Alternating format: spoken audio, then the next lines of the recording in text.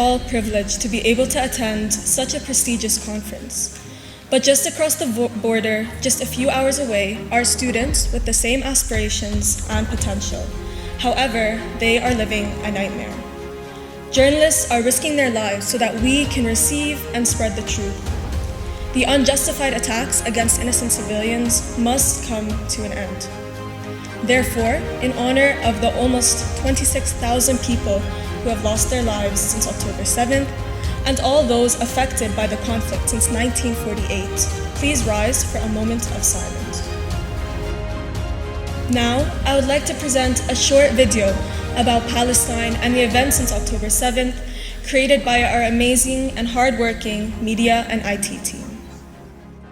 تشهده الأراضي الفلسطينية حالياً من تسعيد خطير وعمل عنف وعدوان، ما هي إلا دليل يؤكد مجدداً أن منطقتنا لن تنعم بالأمن والاستقرار دون تحقيق السلام العادل والشامل على أساس حل الدولتين، ليحصل الشعب الفلسطيني على دولته المستقلة ذات السيادة على خطوط الرابع من حزيران عام 1967.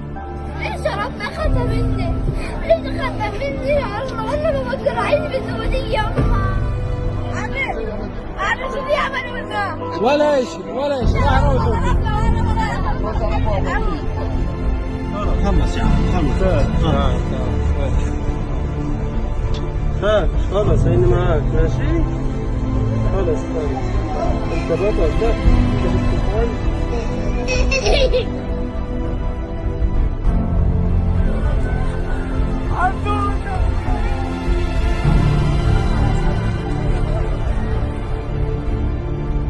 قصفت الطائرات الحربية الإسرائيلية هذا المسجد الذي نقف على أنقاضه، لكن الدمار كان كبيرا.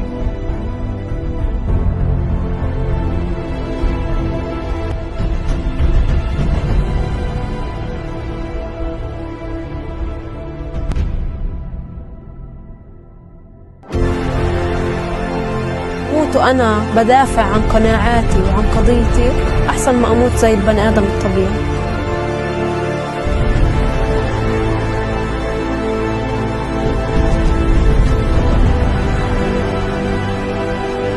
Talk about stop fighting. Why?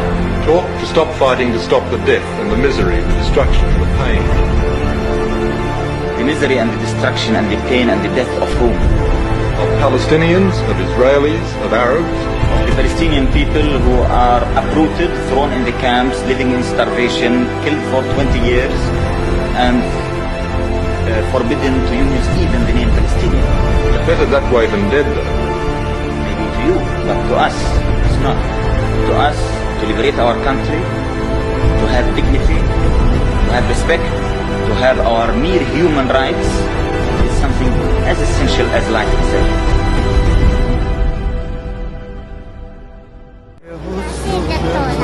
دكتورة؟ ليش حابة تصير دكتورة؟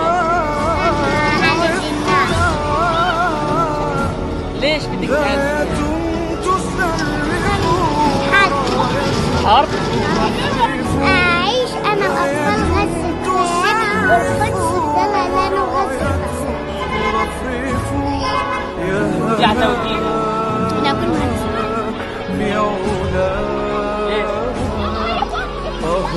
عشان الاحتلال لما يدخل البيوت أروح أبني البيوت، أشوف البلد على إيدينا إن شاء الله تكون روعة. Welcome, ladies and gentlemen, to the opening ceremony of NOSMUN 2024. I'm ة-الشميساني, this year's deputy head of conference. Our theme, Modern Renaissance, brings us back hundreds of years. And although the world has achieved development, there is one thing that hasn't changed, and that is the natural human desire for power. The Renaissance was a time of discovering the beauty of art, music, and philosophy. Yet, colonial quests raged on, quite parallel to our world now. Fast forwarding 200 years, the United Nations was established in 1948 to ensure peace through global cooperation. Yet, achieving peace still seems to be the #1 global challenge. However, this does not undermine the opportunity you all have by being here. The information, skills, and friendships you will gain over the next 3 days will enhance your character, both socially and academically, so that we can finally become a generation that brings change. Bringing us back to the present, where we now live in a globalized world, where speaking one language, knowing about the politics of one region, and limiting your expertise to only one field is simply not enough. So, despite what you want to study, or you still have no clue about your future, you need to be aware of the world around you. I always strive to become a global citizen, meaning, despite your age, educate yourself and expose yourself to different cultures, political views, religions, and what's going on in the world. My advice is to enter this conference with a certain mindset, one that consists of open-mindedness, critical thinking, confidence, and above all, passion.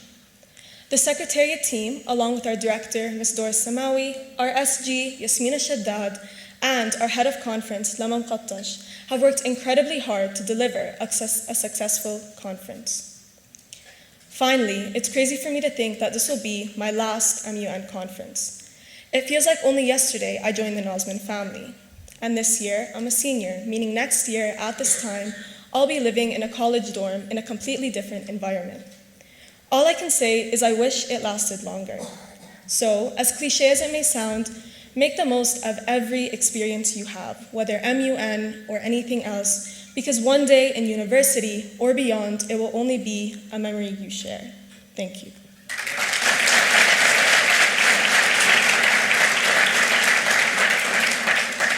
Now, I'd like to hand over the mic to our other Deputy Head of Conference, Lutfi Sabanith.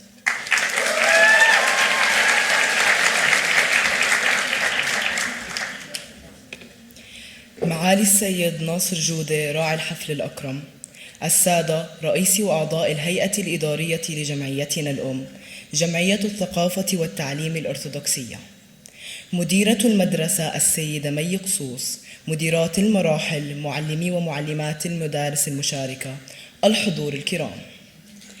إنه من دواعي سروري أن أقف أمامكم اليوم كنائب رئيس المؤتمر لنموذج الأمم المتحدة، وأن أرحب بكم في أروع مؤتمر أعددناه قط. مرت عدة أشهر على الأحداث التي يشهد عليها عالمنا الآن، أشهر من النضال والكفاح والحزن والألم، ومع كل ذلك الصمود لا يزال موجود. هذه القضية ليست قضية الفلسطينيين فقط، بل هي قضية العالم العربي والإنسانية بأكملها، فواجبنا نحن كعرب أن نقف إلى جانبهم. فإنني أصلي من أجل اليوم الذي يستطيع فيه أطفال فلسطين أن يستيقظوا على أصوات الطيور وليس أصوات القنابل. نعم، مواقع التواصل الاجتماعي ساعدتنا لإيصال أصوات إخواننا وأخواتنا في غزة إلى مناطق كثيرة من العالم، ولكن السؤال هو مدى تأثيرها في تغيير وجهة نظر الغرب حول قضيتنا الفلسطينية. نحن مكلفين بخلق عالم أكثر سلاماً، فإننا أكثر من مجرد مندوبين. دعونا نرحب بتنويعة وجهات النظر الموجودة، مدركين أن خلافاتنا هي الخيوط التي تربط تنميتنا ببعضنا البعض. خلال هذا المؤتمر دعونا نعمل معاً بتفان من أجل التفاهم، ومن خلال نقاش هادف للتوصل إلى حلول إبداعية للمشاكل المعقدة التي تواجه مجتمعنا العالمي. نصيحتي إليكم كنائب رئيس المؤتمر هي أن مسيرتكم في الأميون تكون ناجحة وذات هدف، ليس بعدد الجوائز التي تستلمونها، بل عندما تعملون على تغيير وجهة نظر شخص واحد للأفضل، لأننا من هنا نبدأ بتغيير العالم. نحن الشباب يوفر لنا فرص كثيرة بالرغم من العقبات الصعبة. الآن هي اللحظة التي يكون فيها إبداعنا ووجهات نظرنا الجديدة بمثابة شرارة لتغيير أفضل. نحن نصنع مستقبل اليوم وليس فقط قادة غد. أصواتنا لديها القدرة على تغيير العالم وتحطيم الحدود والنهوض بالمجتمع لأنها مدفوعة بالعاطفة والرغبة في التنمية. ومن واجبنا أن نخوض الطريق نحو عالم أكثر عدلاً وسلاماً وبينما نتبنى هذا الموقف.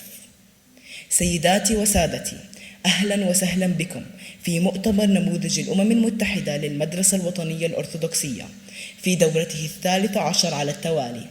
أهلاً وسهلاً بكم في نظم 2024.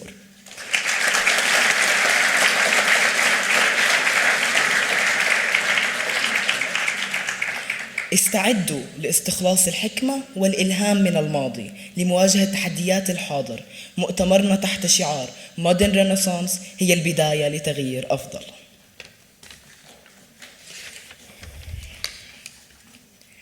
With that being said, ladies and gentlemen, it is crucial that we recognize the topics that are pivotal in today's world, while remembering that we will influence this better change. Therefore, our media and IT team has worked incredibly hard to capture these videos to give you a clearer picture of what is truly taking place. Ladies and gentlemen, get ready to see the topics of NOSMUN 2024.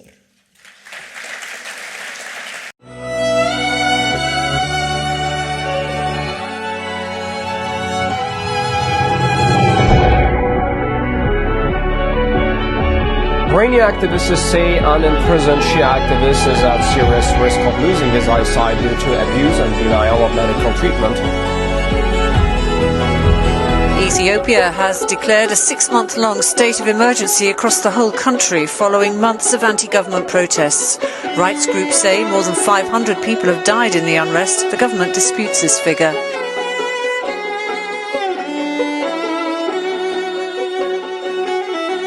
Suspected drug dealers arrested. 2 are taxi drivers. The third is a primary school principal. And it seems most of their clients are young people.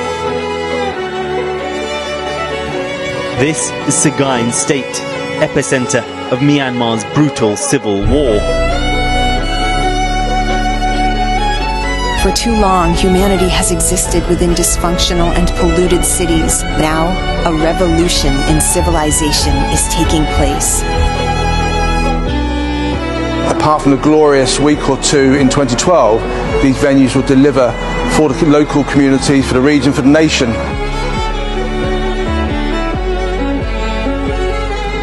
This killing is nothing short of destruction of Palestinian life. It is inflicted deliberately. No one is spared, not even newborn babies. The decision today by the 21 nations of the Arab League to create a joint military force because of the crisis in Yemen raises the question, why didn't the organization mobilize the same way to fight ISIS in Iraq? You could basically store your memories as a backup. What could a hacker do with access to people's brain data? It's very clear that Russian authorities see internet as a threat. The scenes are unprecedented, day after day of protest. Syria's President Bashar al-Assad is still a hero to many. An army base in Borno, Nigeria, and reportedly massacred hundreds of civilians in nearby towns, Boko Haram, the same group that kidnapped more than 270 high school students last year. تجاوزنا طاقاتنا الاستيعابية، لن نستطيع أن نستمر في تقديم الخدمات الضرورية لتوفير العيش الكريم.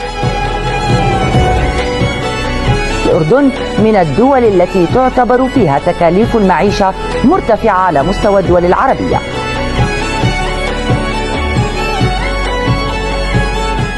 Chinese regulators have slapped a $2.75 billion fine on Alibaba. Where controversial Chinese billionaire Hua Wengwei, an associate of Steve Bannon, was arrested for an alleged billion-dollar fraud scheme. saying Assange had leaked personal information about the president and repeatedly breached security protocol. Giovanni Falcone and Paolo Borsellino were blown up by bombs planted by its mafia Cosa Nostra. Their murders were a defining moment in Italy's modern history.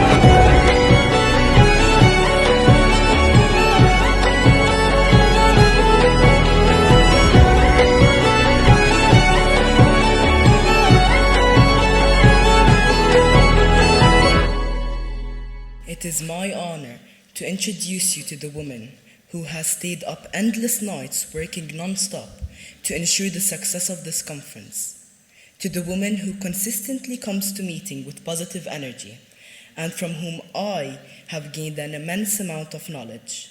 Ladies and gentlemen, I introduce you to the head of conference, Lama Muqattash.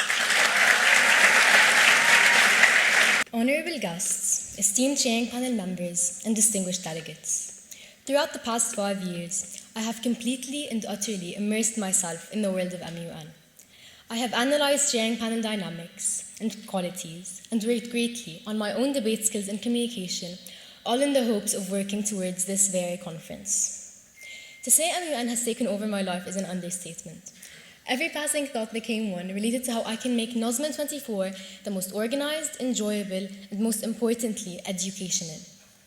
The reason MUN is so close to my heart is that through this extracurricular, I was able to work on myself in a way that has altered my personality and mindset most positively. The example I'm going to give might be cliché, but it is one many in the realm of MUN can relate to. And it is that as an 8th grader, I started off forcing myself to speak and articulate my thoughts. However, with time, fortunately, the delegate that was once forcing the words to come out became the one you could never get to stop talking. I often attribute my best qualities to MUN.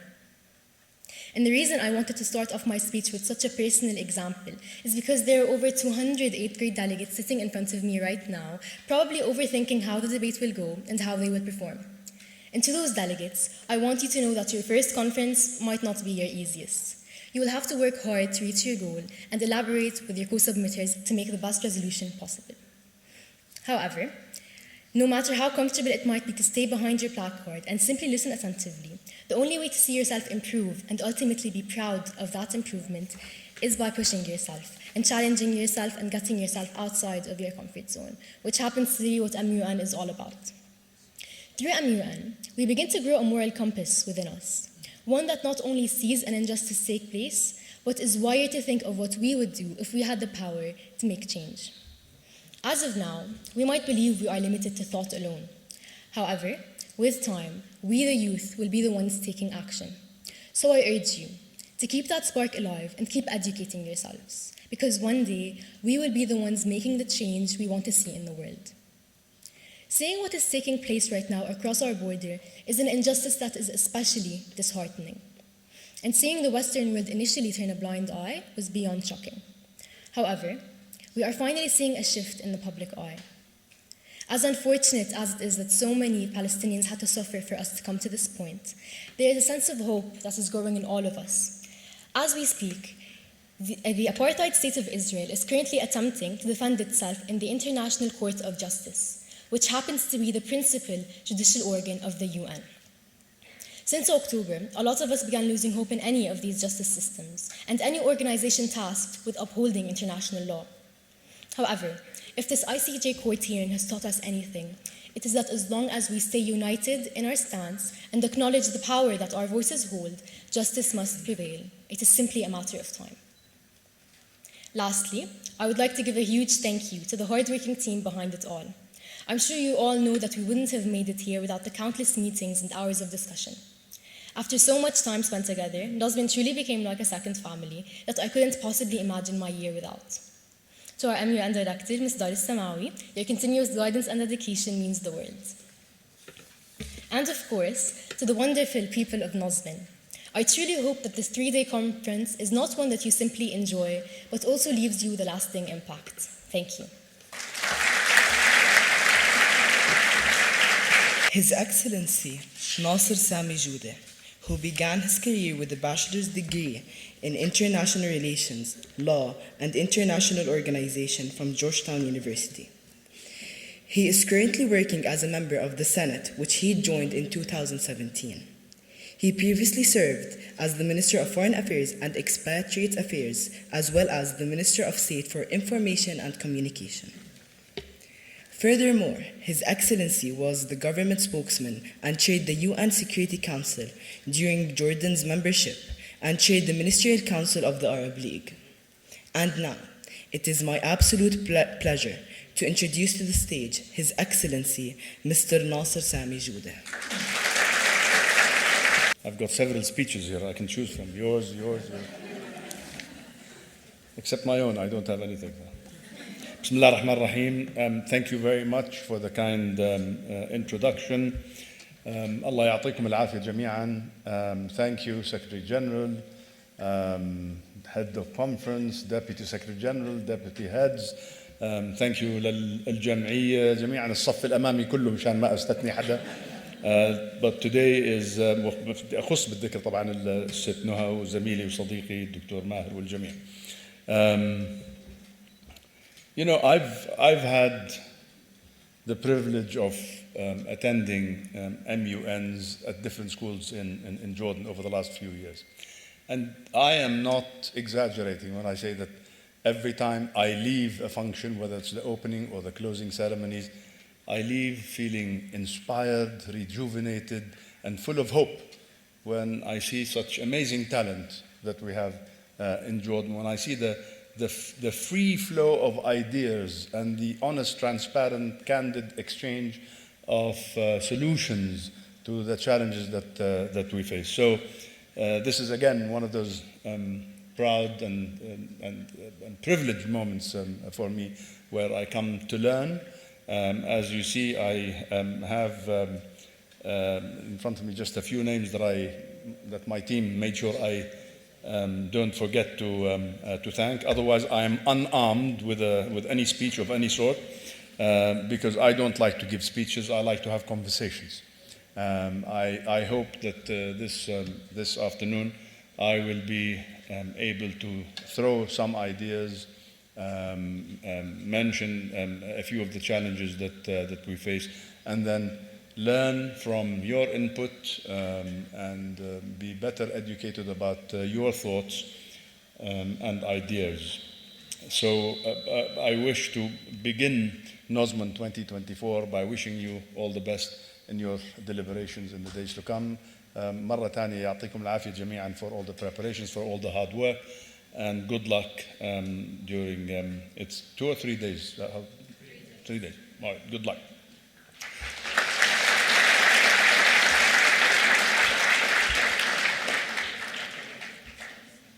I was also very, very happy since you are the MUN, and I had the privilege of attending several sessions of the UN in my capacity as Deputy Prime Minister and Foreign Minister. So I was happy to see my friend and colleague Ayman al-Safadi, our current Foreign Minister, who just returned from the Security Council as it is, but he made the time to come and surprise his nephew. Where is his nephew? Hamza, where are you? He came all the way from New York just to see you. He must be very proud of you, as I'm sure all your parents and relatives are proud of each and every one of you. Ladies and gentlemen, we were all emotional when we saw the horrific images of what's going on in Gaza. The pain, the suffering, the anguish, the deprivation. For all of you to have the privilege of thinking, of exchanging ideas, you have to have education. Natalie, I think you mentioned in your speech that several young people, several students, and several thousands of students in Gaza have been injured or killed. But let me just give you some facts and figures. when it comes to education. That was the point that I was trying to make, that in order for you to have the ability to exchange ideas, in order for you to have the ability to have a conversation, to address a challenge collectively, you have to have education. There are almost 300 schools run by UNRWA in the Gaza Strip. These are just the schools run by UNRWA, educating some almost 300,000 students. These 300,000 students, many of whom have lost their lives, are injured, but all of them, the ones who are still alive, inshallah, طول العمر إلهم, have not had any sort of education since the 7th of October. So their school year is gone, essentially. Some people would like to think of that as a lost generation. I'd like to perhaps mold that with your theme, which is modern Renaissance. Perhaps that can be a rebirth of their dedication, of their determination, of their pursuit of livelihood, and for their vast potential to be unleashed in the future. Easier said than done while we're facing these atrocities on the ground, while we're seeing this horrific war on Gaza, this destruction of Gaza's infrastructure, the killing of civilians, especially women and children. I don't think that there is a single conflict that I can think of in contemporary times where 70% of the civilians lost are women and children. I don't think in my recorded memory, I don't think that in my reading of history, modern history, contemporary history, even history of conflicts that are regional or global in the past, I don't think I have seen any conflict where 70% of, where the majority of the loss of life is civilian and where the 70% of the losses are women and children. This is unheard of. And this is not the first time that it happens in Gaza. We've had several wars on Gaza, 2008, 2009, 2010, 2012, 2014, 2018, 2020. Every few months or few years, we have an eruption that causes military, that brings about a military escalation, and where women and children and civilians lose their lives, where the infrastructure is destroyed. And then the world gets together to say, well, let's have a Gaza Reconstruction Conference, an international conference for the reconstruction of Gaza, only for Gaza to be destroyed in the next conflict, which could be a few months later. And therefore, His Majesty, our beloved King, is absolutely correct when he says that we need a solution, a political solution, where an independent Palestinian state is established, where the Palestinians have their dignity restored. I say restored because they've never lost it. The Palestinians are a dignified people, a resilient people, and they faced death and destruction and injustice and intolerance and apartheid for many decades. But this time, the world cannot accept a reconstruction effort that is isolated from a political solution that will end this and ensure that it never happens again.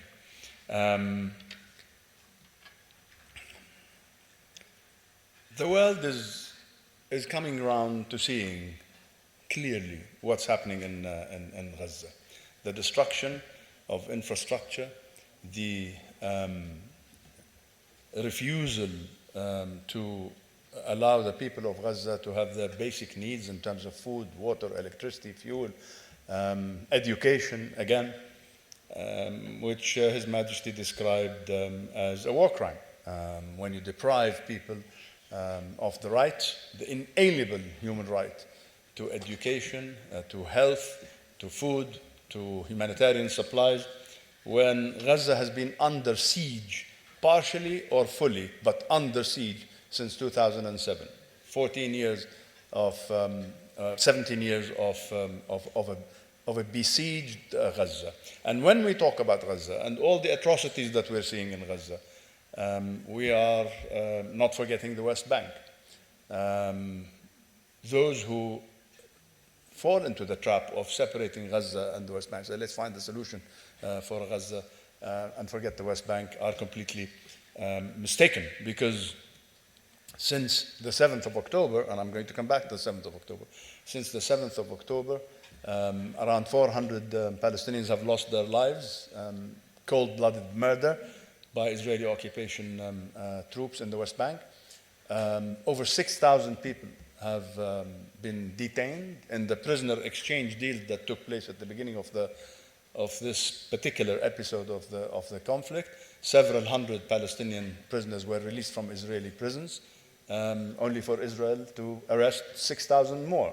So they released 500-600, and they arrested 6,000, literally filling up their prisons and to the brim with people they've arrested arbitrarily, without charge, sometimes detained, and that cannot continue when we talk about a political horizon. And I know some people say that talking about a political horizon has become redundant. We talk about it, but we never see it taking place. So many times we have been very close to the finish line, but we were never able to cross it for different reasons and due to several factors. But those who try to make this conflict as if it began on the 7th of October, again, are completely mistaken. This conflict has been around for decades. I said to an international media outlet recently that you cannot look at the Israeli narrative, you cannot look at the 7th of October as the beginning of this conflict, and you can't begin looking at the history of the conflict without taking eruptions such as the 7th of October into consideration. Everything is contextual. And we've got to address the root cause of the instability, the root cause of the violence and counter-violence, the root cause of the eruptions and the wars and the bloodshed, which is occupation. Occupation is injustice. Occupation is a war crime. It's a crime against humanity. Occupation deprives people of their basic human rights. And we see the ugliness of Israeli occupation, or the ugly face of Israeli occupation of Palestinian territory, one of the longest occupations, again, in modern contemporary history. Let me go back to education, and as it connects to Renaissance. So much blood has been shed in this conflict, but I can assure you, and I think you don't need my assurance, that this generation that is losing out on education, this generation of young people that have lost their brothers and sisters and cousins and relatives and grandparents and fathers and mothers, and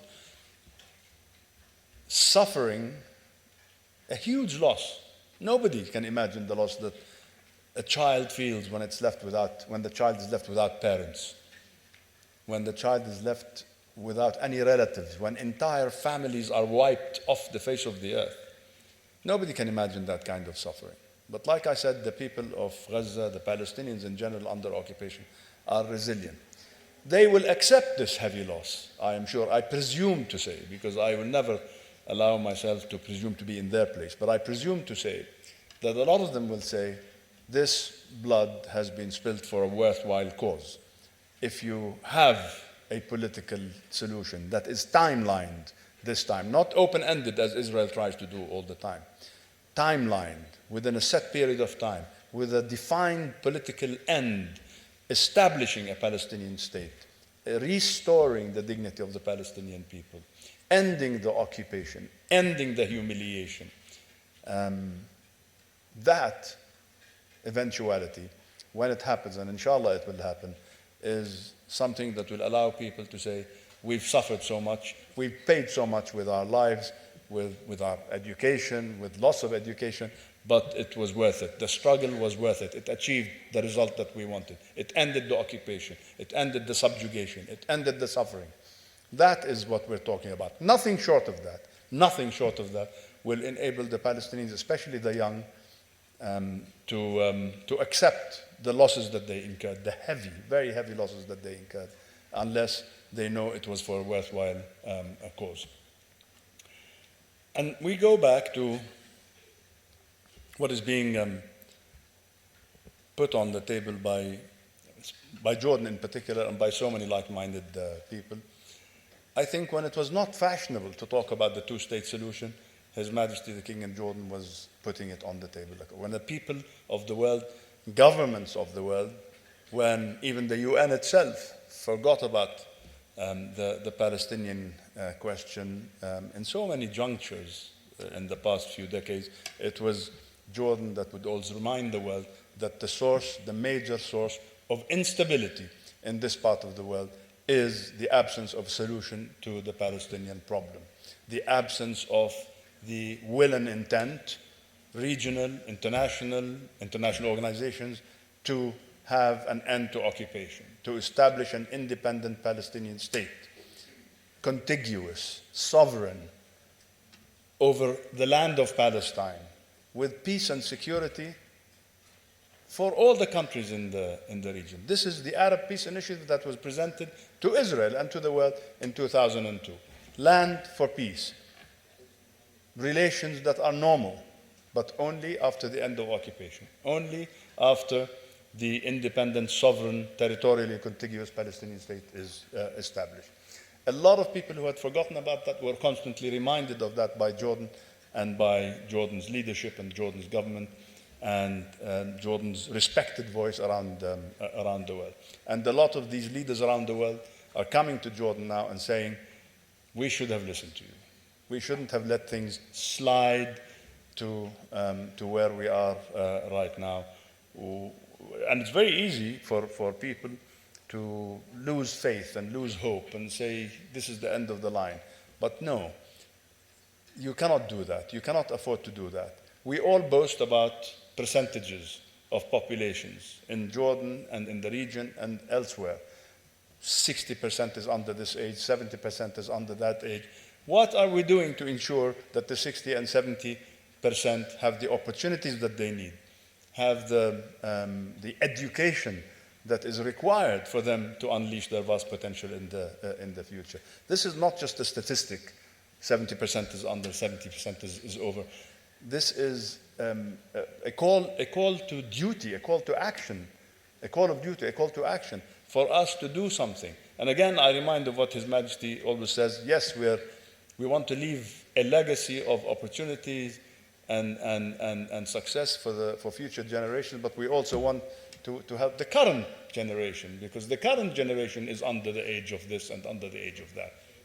So it's very, very important that we keep in mind that there is an entire generation of Palestinians who literally almost every year lose out on a few months of their education. This is the generation that could easily slip into a brick wall mentality. No hope, no possibilities, no opportunities. But they're not. If they are not losing hope, then we should be supporting them and supporting ourselves not to lose hope as well. And I think this is where we come back to Renaissance or rebirth. Rebirth has positive connotations. When you have a Renaissance movement, whether we look at the Renaissance in Europe in the medieval ages and then the Renaissance that we've seen in different parts of the world after colonialism, it was something that heralded a brighter future. But what we're seeing today is not only atrocious, not only depressing, not only horrific, but we cannot lose hope that there must be a silver lining to this very dark cloud. There must be an opportunity that will present itself to ensure, once again, what I said earlier, to ensure that that we don't become prey to the forces of darkness, and to have the generation that has suffered so much feel that the suffering was in vain, that the suffering was not for a worthwhile cause. ladies and gentlemen, I leave the rest of my thoughts on Palestine, what's happening in Gaza, to the discussion, and I'm happy to answer all and any of your questions and listen and benefit from your insight. But I'm so impressed with the agenda that you have set out for the next 3 days. So impressed with the diversity of topics and with rather, ambitious topics that you have chosen in the different committees. I'm happy to see the scope from Africa to the Far East to the Arab world and so many other issues. This is very, very impressive. I'm extremely keen to learn of the outcome of your deliberations, inshallah, at the end of this conference. Maybe the Secretary General or the head of conference can be kind enough to send me the summary of the result of the deliberations. But I just want to say again, and no matter how much I say it, it's not enough, that I personally and so many people like me gain hope and confidence and inspiration from being around you, because you are all very impressive. I mean, just listening to the speeches of the admin committee over there, the SGs and the heads of conference and deputies, makes one feel good about oneself, but also makes one restore the mentality, the mindset of hope that no challenge is insurmountable. Every challenge can be met head on. I mean, look at the success story of Jordan that we're all very, very proud of.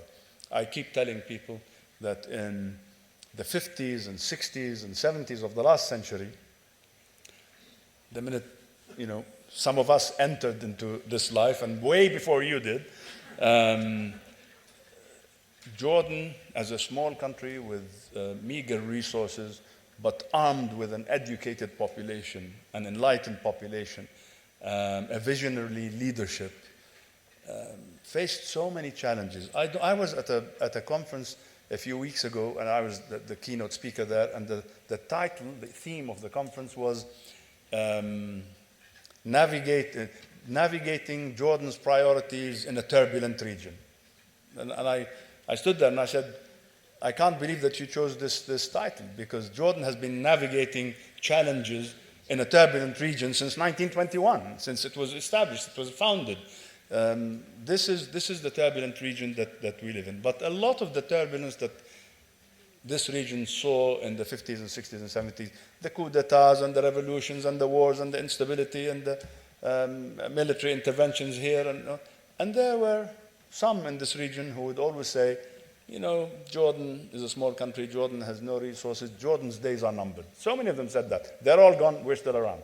And that should give you hope, that this is a resilient country, this is a young country, a vibrant country, a dynamic country, a visionary country, an educated country. Look at the economies of the region that Jordanian talent helped and contributed to build in the past, and look at the Jordanian talent that works here in Jordan and works everywhere in the world. Very impressive, and this will continue, inshallah, with this generation that I'm seeing, that I have so much hope in. I just want to tell you all, and I'm so happy that 13 schools are represented here today. Congratulations, NOSMUN’24, for this amazing organization, for this inclusivity that I see with so many representing so many schools. Very impressive establishments that we're all proud of. I will support my argument about the meager resources with an example that I've used before. Right after the 1948 war, when there was the assassination of His late Majesty King Abdullah I, the founder of the kingdom, in 1951, and then a young King Hussein took over after the late King Talal in 1952. He was 17 years old,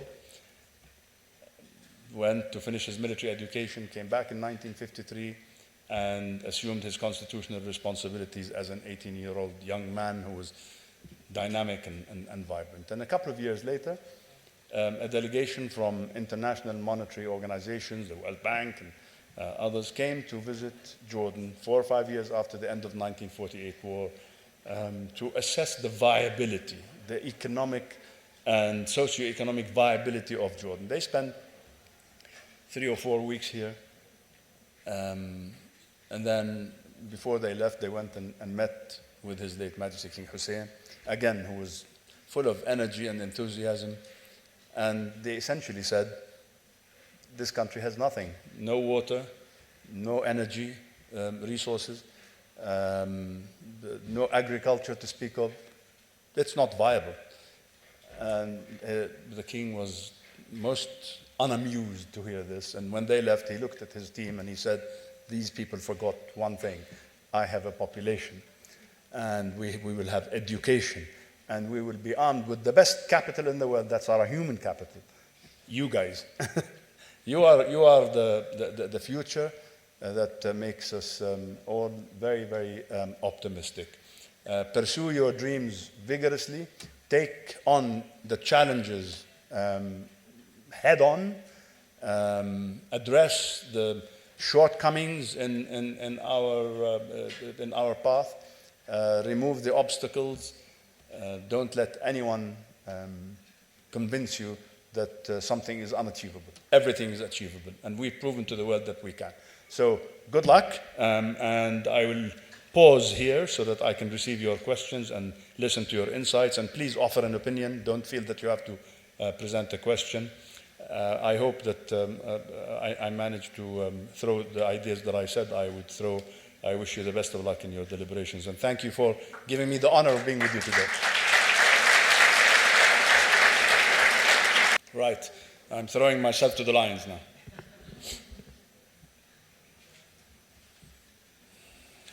Sir, in the back. Your Excellency, at what point in your career did you feel like you learned the most amount of international affairs and politics? Can you repeat that? I'm sorry, my hearing is... Even though I'm wearing my hearing aids, but...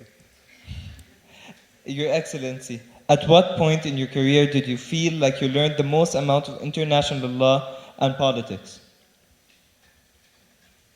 That's a tough question. It's a combination of things. A combination of things, I would say. But of course, I was armed with and blessed with a university degree. But it's real life that gives you the knowledge and experience, and hopefully in time wisdom, if one manages to acquire it, to learn. I would say that my 7 or 8 years serving in the royal court, at the beginning of my career in the Hashemite royal court, under His Majesty the late King Hussein and His Royal Highness Crown Prince Hassan at the time, and those 8 years were extremely formative and educational for me. It was like after my initial university degree, I gained 4 or 5 more degrees in those 8 years, and the travels and the knowledge and the scope of the work and the insight and the inspiration that one received from just being around them. I think second phase of my life, having the privilege of being Minister of Information and then Foreign Minister, and working closely with His Majesty King Abdullah II, traveling with him, seeing his ability to handle the challenges, the confidence that he has in his people, the confidence that he has in the beloved story of our Jordan, or the story of our beloved Jordan, was like, again, a rejuvenating experience for me. So different points, different learning experiences, but all an upward curve. To add to my first question, what's the most effective way to use MUN to educate students and promote international mindedness in your own opinion? Look, there is nothing more fascinating than the work of the United Nations. I know it has, as an organization, it has its failings and its shortcomings and its bureaucracy, but the United Nations organization is an extremely important body.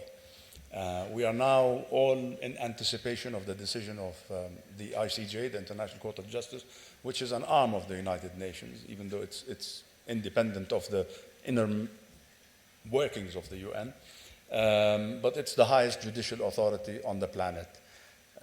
And let's see what happens there. And the MUN is a reflection of the work of the United Nations. As Natalie said, when the UN was founded after the end of the Second World War, the idea was it replaced the League of Nations, which came after the end of the First World War, which had a flaw in the structure of it at the time. It served a certain purpose in between the First World War and the Second World War.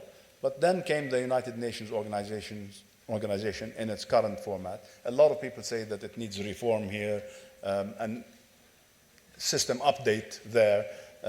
It needs so many, but it is a very important organization. And the work of the Security Council, the work of the different committees within the UN.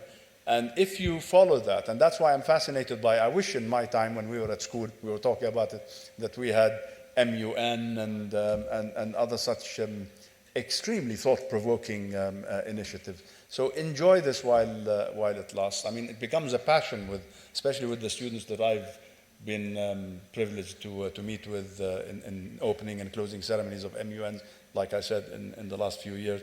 It's something that you become passionate about. I hope that many of you will pursue careers in public service, in international organizations, even in the UN itself. So a great mechanism to develop your ideas and pursue your dreams. I got worried when you stayed standing. I thought there was a third question. Your Excellency, how was your experience as a Prime Minister of Jordan? What obstacles did you face and how did you overcome them? As Foreign Minister, when young diplomats would join the Foreign Service, and I mean that from the bottom of my heart, please don't think that I'm exaggerating or flowering things up, this is exactly how I would talk to them. Young Jordanians, men and women, who would join the Foreign Service, take the exam, pass, be personally interviewed, trained for 6 months, and then appointed to the Foreign Service. I would meet with them, all under 27, because at the time 27 was the cutoff age when you could join the Foreign Ministry. I think it's increased by a year or two now. And I would tell them, look, as a Jordanian diplomat, this is exactly how I used to talk to them. As a Jordanian diplomat, going to serve in different countries around the world, your mission is a success before you even begin the mission, because the world has nothing but respect and admiration for Jordan, for Jordanians, for Jordan's leadership, for Jordan's position, for Jordan's avoidance and insistence on avoidance of double standards and insistence on not applying double standards. And so the doors are open for you. If you enter and you pursue your work vigorously, it's a double success. If you take a step forward and 2 steps back, then you might face challenges. But very few diplomats from different countries around the world arrive with a success label already with them as they begin their diplomatic work. That is something that we as Jordanians have to be very, very proud of. The respect that Jordan has had since it was founded 102 years ago, or almost 103 now. Years ago. So people respect Jordan, they respect Jordanians, they respect Jordanian talent, they respect Jordan's leadership, they respect Jordan's positions. In the UN itself, we served as non-permanent members on the Security Council 3 times in the last 75 years, in the mid-60s and in the mid-80s, and more recently in 2014, 2015, because you have a 2-year membership, non-permanent membership. And I remember when, in 1982, when we were on the Security Council as a non-permanent member, there was the Falklands War. I don't know if you all know or remember the Falklands War. We remember the Falklands War. When Argentina occupied the Falklands Islands that were British. And the United Kingdom sent an armada of naval ships to reconquer the Falkland Islands, thousands and thousands of miles away in the South Pacific. And there was a resolution introduced by Great Britain in the Security Council to condemn the Argentine occupation of the Falkland Islands. And there was a serious movement in the UN. Of course, this was all debated in the Security Council, but there was a serious movement in the General Assembly, which is predominantly countries that were colonized by either the UK or France or other countries, saying we should pressure the Security Council not to vote with the British resolution, because the British were colonizers, and Jordan had to cast a vote. Even as of course, as you know, as a non-permanent member, you cast a vote. And we took the position at the time that we have to vote with the resolution for one basic principle, and that is we were one of the formulating countries behind UN Security Council Resolution 242 in 1967, following the Arab-Israeli War at the time. And the importance and significance of 242 is that it contains a very, very basic sentence: the inadmissibility of the acquisition of territory by war. This is the resolution that we keep reminding the world should bind Israel from to withdraw from occupied Arab territories in 1967, and this is the essence of the two-state solution. So how can we apply that to Israel and not apply that to another scenario, another situation where territory was acquired by war? So we don't use double standards. We apply the same. If we're talking about inadmissibility of the acquisition of territory by war, it applies here and it applies there. And the world respects us for that. So I hope I answered your question. Sorry, we had, let's take the middle section in the back, please, and then I'll come. So many hands, I have to. Your Excellency, you have served as a great inspiration and you have served our country, and we would like to thank you for this. My question is, what's the biggest piece of advice you can give to someone our age? I think I'm going to be repeating myself, but I'm happy to do that. The best advice that I can give you is A, never give up.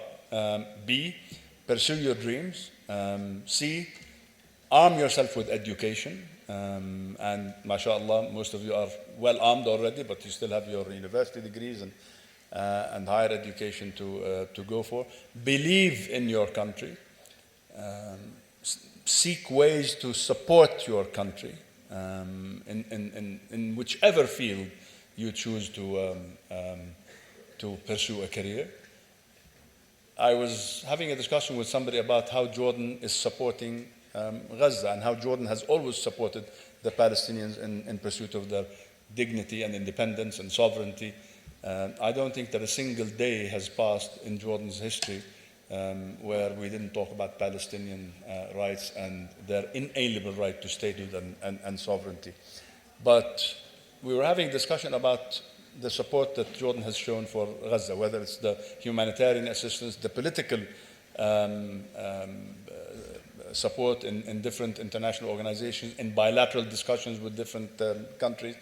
But supporting Palestine also comes through being steadfast on your own territory, in supporting Jordan, and not thinking that by somehow hurting Jordan or deserting Jordan, you're going to be supporting Palestine.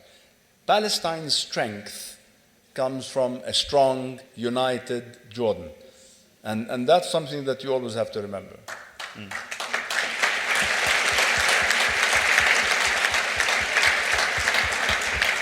Your Excellency, in the beginning of your career, did anyone in the UN, when you first went to it, discourage your ideas?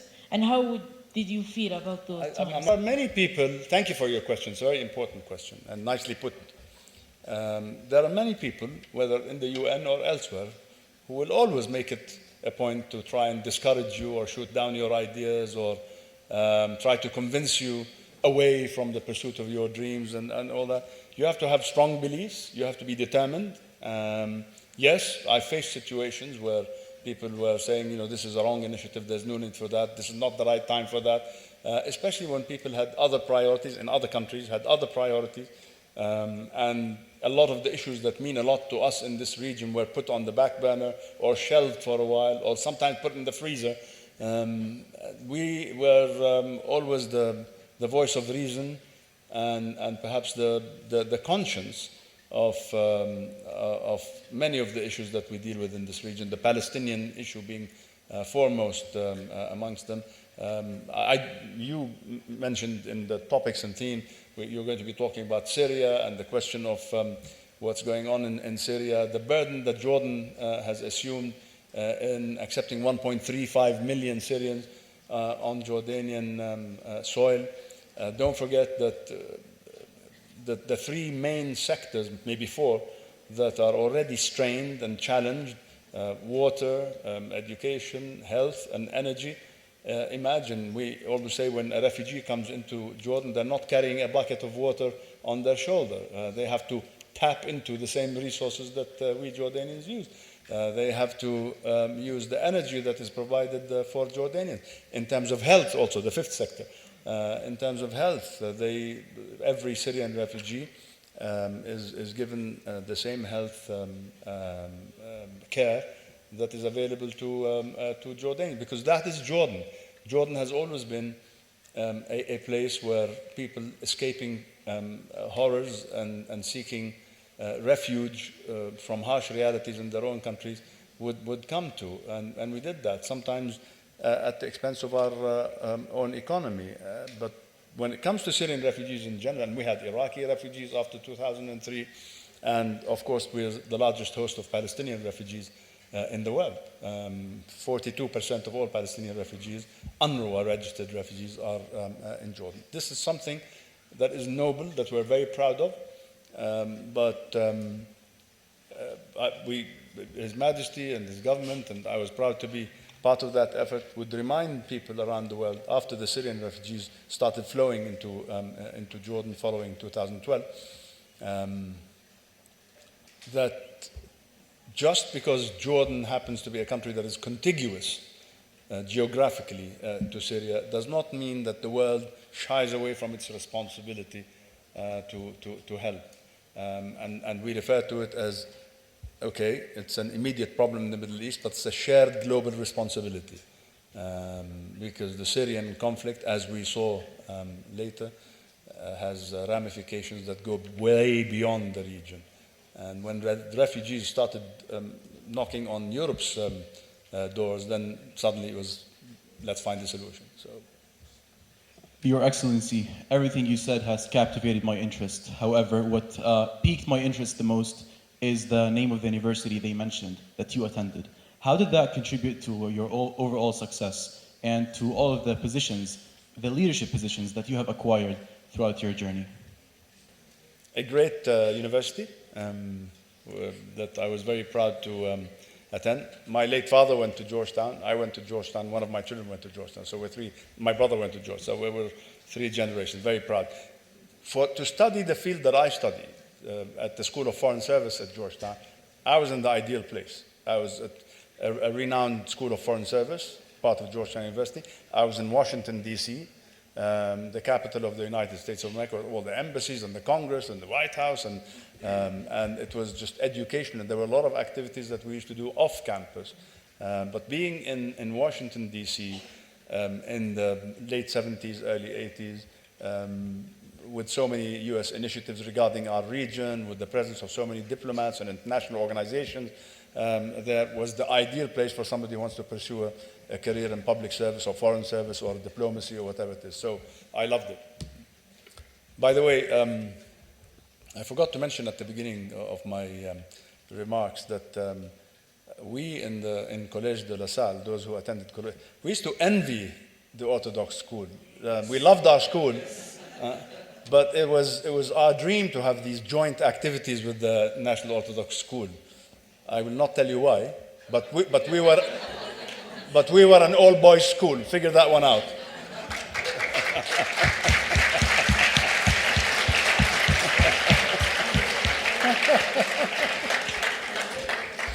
Your Excellency, what helped you the most to reach? You know, every time anybody says Your Excellency, I look behind my shoulder. Just call me Naaser, Abu Tariq. What helped you the most to reach this far in your career? What helped me? The most to reach this far in your career?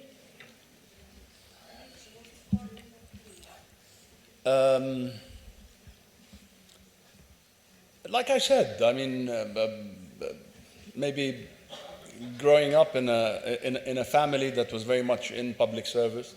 My father was in public service. My uncle and maternal side of my family were in public service.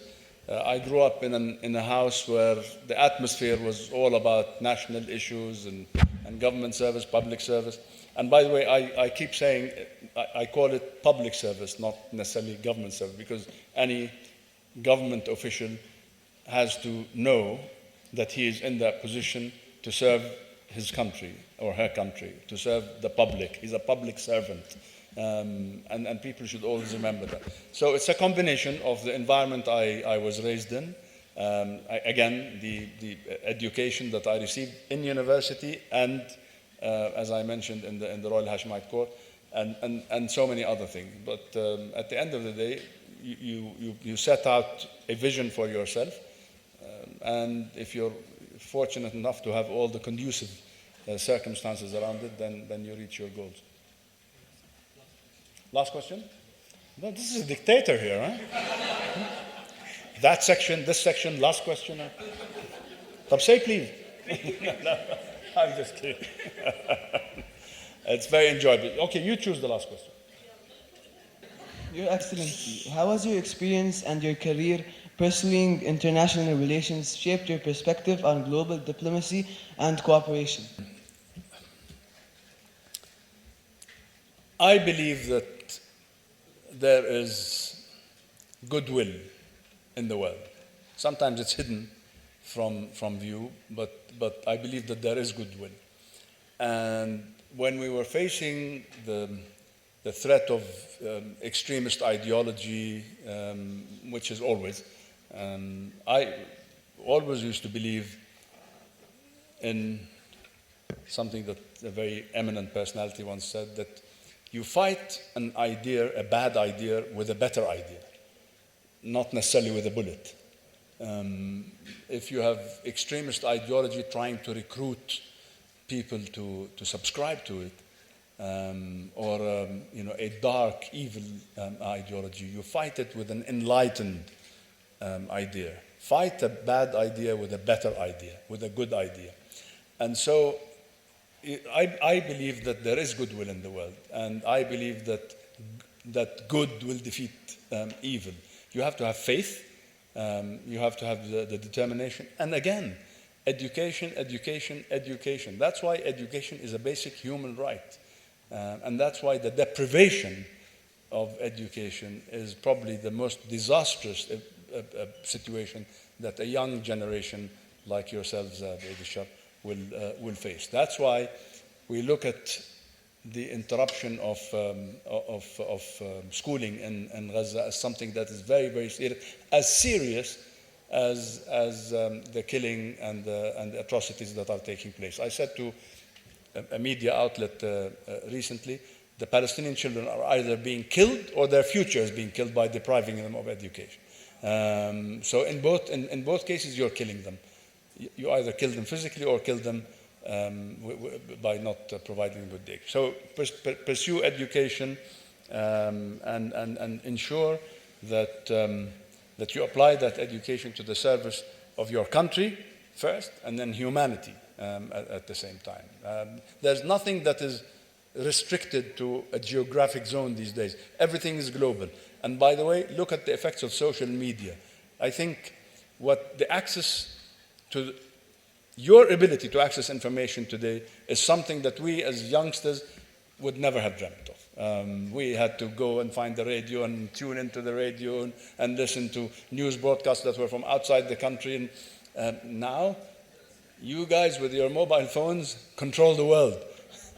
It's not the other way around. The world does not control you. And if you allow it to control you, that's very bad. You should control the world. Social media, by the way, has had a major, major impact on the minds and consciences and sometimes actions and decisions of so many around the world. Because what one country tries to prevent from broadcasting, or to prevent it from being broadcast, it is going out on social media. And a lot of people around the world are seeing the suffering on the ground in Palestine today, and a lot of that is affecting the thought process, the decision-making process of many governments around the world. It's not as 180 degrees as we wanted, but it's heading that way. One more small question? Yeah, because over there, there you are. Excellency, hello. We know that the ICJ's rulings are not binding. As not what? Binding. Okay, their punishments are not binding. If South Africa is to win the case, what would happen to Israel? Okay, I'm glad you asked that because I'm remiss not to have explained that. The ICJ decisions are binding. They are binding. Whether Israel will listen to them or not is a different story. There are so many Security Council resolutions that Israel has thrown against the wall or put in a drawer. But ICJ decisions are binding. Decisions. For example, I take you back to 2004 where Jordan sought an advisory opinion from the ICJ on the separation wall in the West Bank and the occupied territories. We didn't ask for a decision, we asked for an advisory opinion. The ICJ can offer an advisory opinion, and we got a ruling in our favor. The advisory opinion was that this wall was illegal. And we included, and Jordan spearheaded that initiative. We also included settlements in that advisory opinion, that settlements are also illegal in occupied territory. So what South Africa applied for, what South Africa has presented to the ICJ this time is twofold. It is asking for a decision which is binding. ICJ decisions are binding.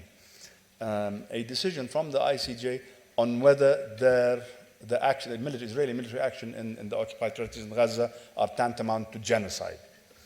Now, usually, cases as complicated as that take a year, 2 years, 3 years to be deliberated by the ICJ. There are some cases that have taken longer, actually. So what South Africa did was very, very smart, actually. They said, we know you're going to take a long time to decide on whether this constitutes genocide or not.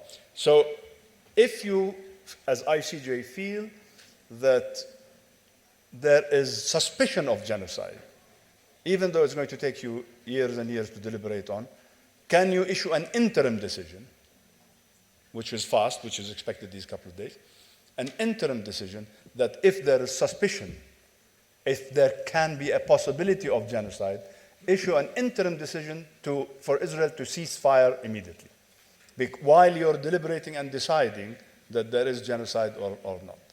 يعني تكون أنت باللغة العربية المتهم بريء إلى أن تتم إدانته.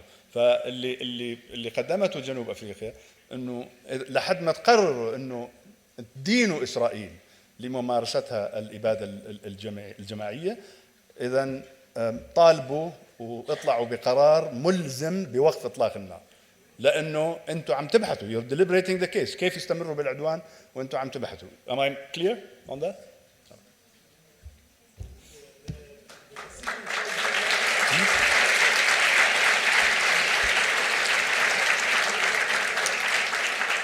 Thank you very much. One last word of thanks to you. I stay here? Yeah. All right. Thank you again, all of you. And I spoke mostly in English because I think that's the language of the conference, right?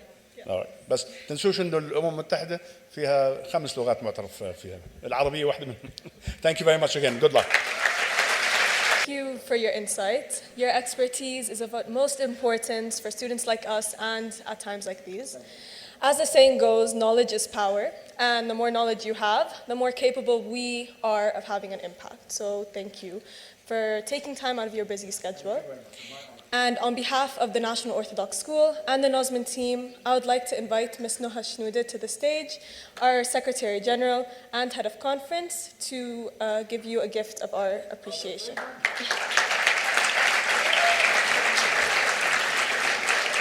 Moving on behalf of the Secretariat team, I'd like to thank our sponsors who played an imperative role in bringing this conference to life.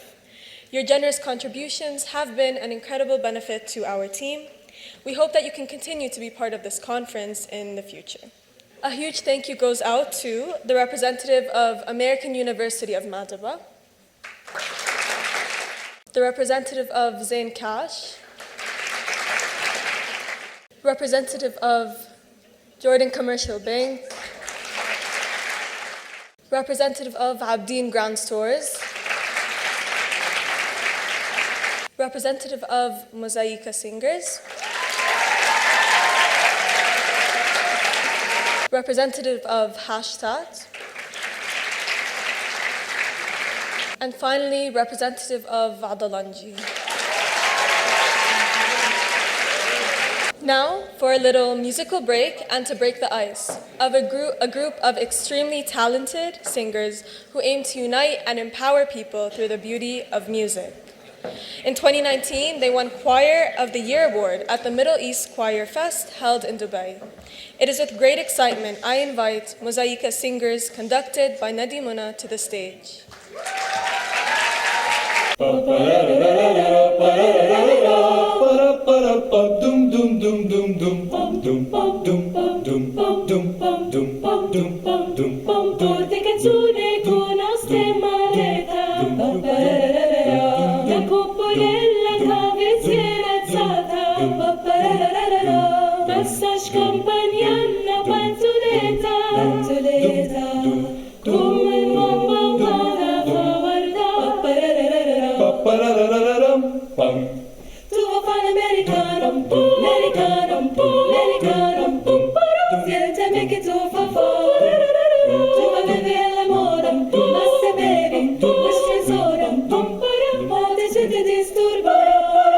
Tu ballo rock and roll, tu giagga la bessebol, me sol de peccame, chi te ne dà la borsetta di mamma. Tu va fare l'americano, americano, americano, ma si nati di te, siete me non c'è sta niente a fa, che Napolita. Tu va fare l'America, tu va fare l'America, tu va fare l'America, tu va fare l'America. Tu va fare l'America, pararam pam pam pararam pam pam pararam pam pam pam pam pam pam pam. Entre flores, fandangueo y alegrías, nación española, tierra del amor, solo Dios pudiera ser tanta belleza, y es imposible que pueda haber dos, y todo el mundo sabe que es verdad. Y ahora cuando tienen que marchar, por eso se oye este refrán, que viva España, y así me recordará, que viva España, la gente canta, que viva España. España, por favor. Una mattina mi sono alzato, oh bella ciao, bella ciao, bella ciao, ciao, ciao. Una mattina mi sono alzato e ho trovato l'invasor. Una mattina mi sono alzato, oh bella ciao, bella ciao, bella ciao, ciao, ciao. Una mattina mi sono alzato e ho trovato l'invasor. Una mattina mi sono alzato, oh bella ciao, bella ciao, bella ciao, ciao, ciao. Una mattina mi sono alzato e ho trovato l'invasor. Oh partigiani, dammi via, oh bella ciao, bella ciao, bella ciao, ciao, ciao.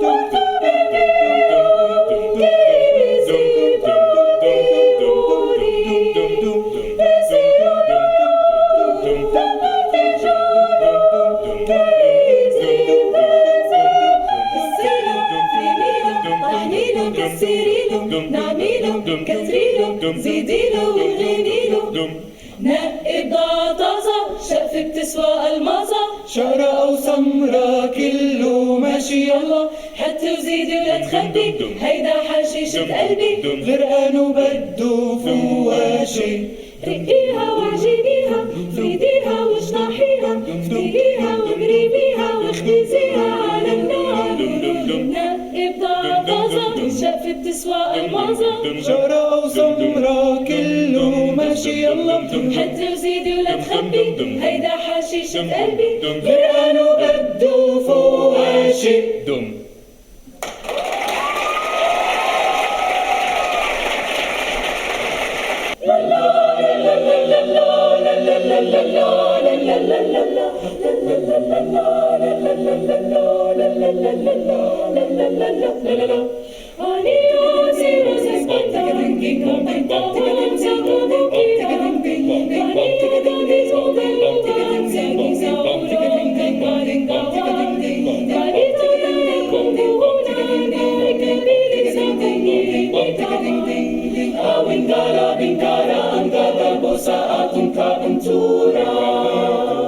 Tika-ding, tika-ding, tika-ding, tika-ding, tika-ding, tika-ding, ay sa tambalita, malito pa masayaw, kaya mo kang kabugna.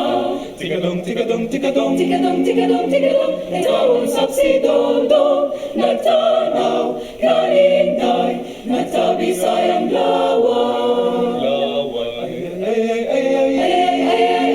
Ay sa tambalita, malito pa masayaw, kaya mo kang kabugna.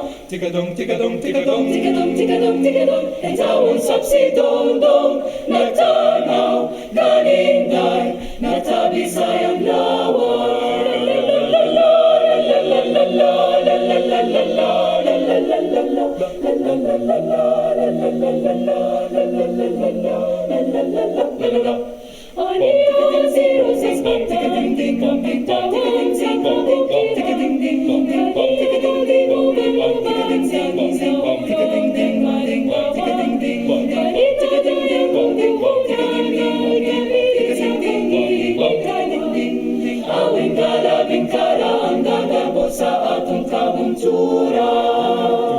Tika-ding, tika-ding, tika-ding, tika-ding, tika-ding, tika-ding, ay sa tumbalita, malito pa masayaw, kaya mo kang kabugna. Tika-dong, tika-dong, tika-dong, tika-dong, tika-dong, tika-dong, itawang sapsidodong, nagtanaw, kaninday, nagtabi sayang laway.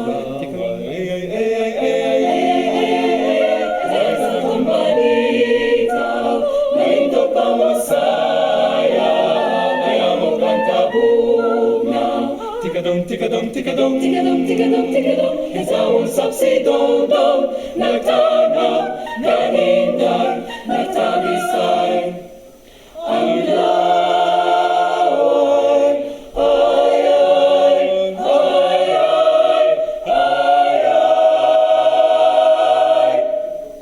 ay, ang laway.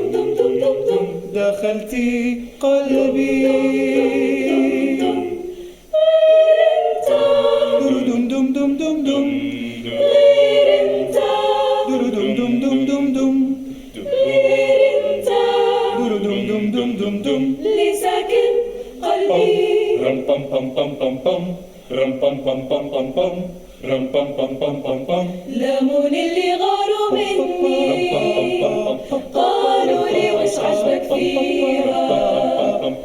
لمون اللي غاروا مني قالوا لي وش عجبك فيها. جاوبت اللي جهلوا فني خذوا عيني شوفوا فيها.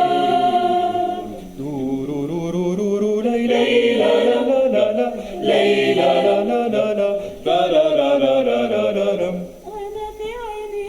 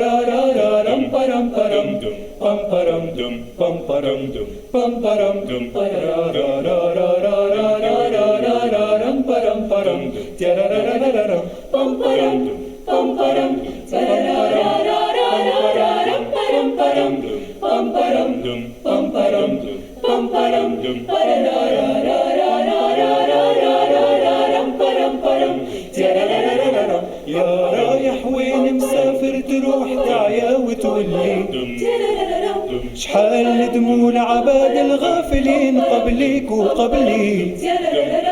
يا رايح وين مسافر تروح تعيا وتولي شحال دموع عباد الغافلين قبليك وقبلي.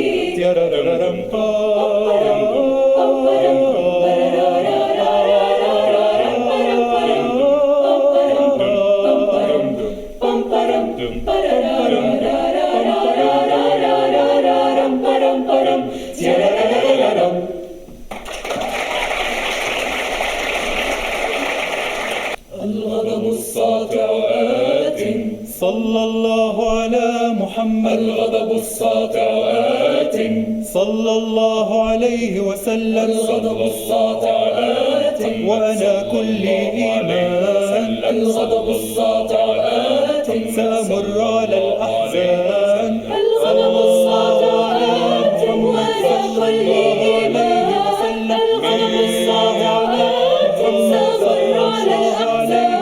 من كل طريق آت بجياد الرهبة آت. من كل طريق آت بجياد الرهبة آت. وكوجه الله الغامر آت آت آت لن يغفر ما بلدي بفداء.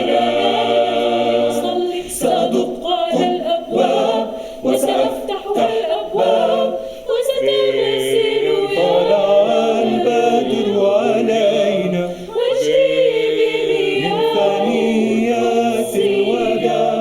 وستمحو يا نهر الأردن آثار القدم الهمجية. الغضب الساطع آت بجياد الرهبة آت. من كل طريق آت بجياد الرهبة آت. وسيهزم وجه القوة سيهزم وجه القوة. هللويا البيت هللويا والقدس هللويا البيت هللويا والقدس هللويا. وبأيدينا سنعيد بهاء القدس. بأيدينا للقدس سلام.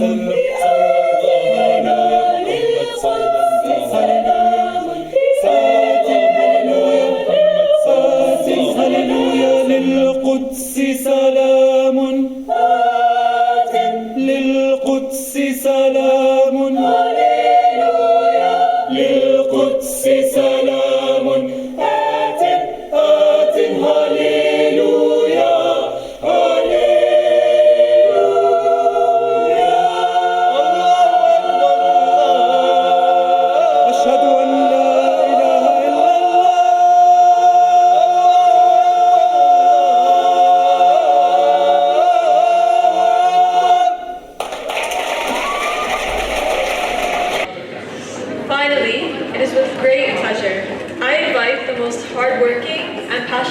person I know. Someone who loves NOSMUN not for the college credit, but for the passion and excitement it brings her.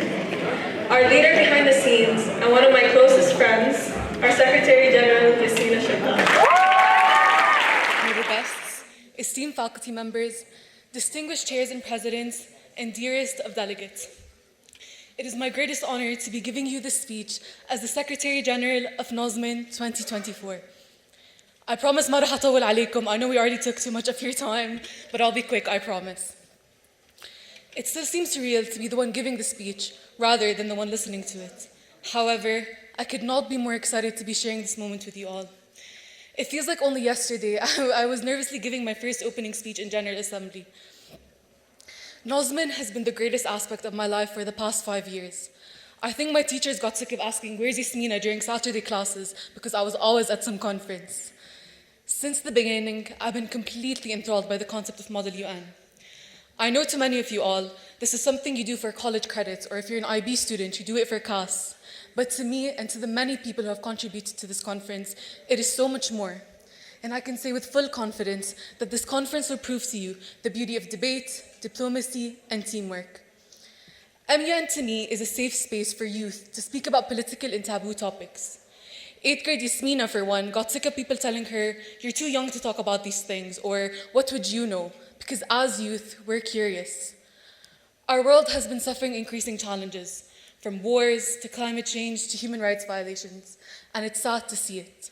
However, as the future of the world, as the weapons of change, we have the ability to reform the world we want ourselves and those who come after us to live in.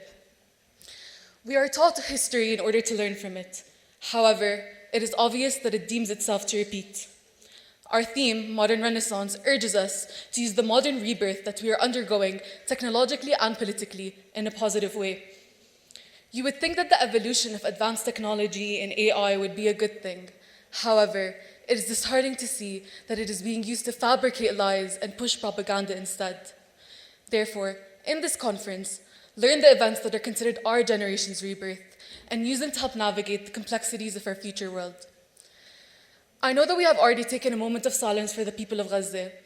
However, a moment does not feel nearly as enough.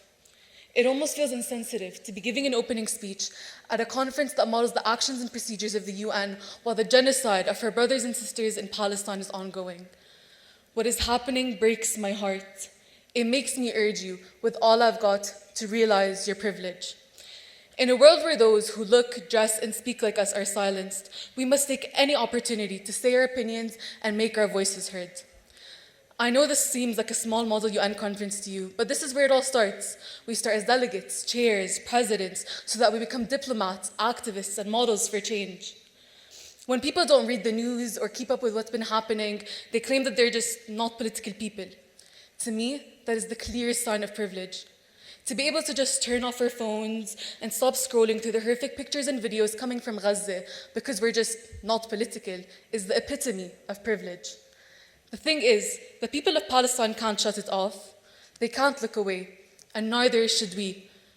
I, for one, will watch the news, read articles, and follow people like Mu'taz and Bisan, but can never escape the feeling of helplessness and defeat, knowing that I am sitting behind a screen unable to do anything. We're all in similar positions. Therefore, the least we can do is keep ourselves educated and aware. So delegates, I know many of you may be nervous or scared, but a mistake you make today will be a funny story you tell. And the successes you achieve will be anecdotes for when you stand on this very podium after me. Lastly, I want to extend my sincerest thanks to everyone who made this conference possible. First and foremost, I have to thank my parents. Baba, I wish you were here, but you were not just an ATM machine paying for my conferences, but rather the person who taught me how to go after what I wanted. And Mama, yes. And Mama, thank you bearing with all my post-MUN depressions and for being my endless support system. Of course, to Ms. Maya Qsous and the school board, thank you for your unwavering support. To our esteemed guest speaker and sponsors, thank you for being so generous with our conference. Our diligent MUN director, Ms. Doris Samawi, thank you for your unconditional help and support. my amazing NOSMUN’24 secretariat team, my second family, thank you for your incredible and hard work. Finally, I want to thank all those of you who are sitting in the chairs in front of me, because what is NOSMUN if it is not the people? With that said, I am proud to announce NOSMUN 2024 officially open.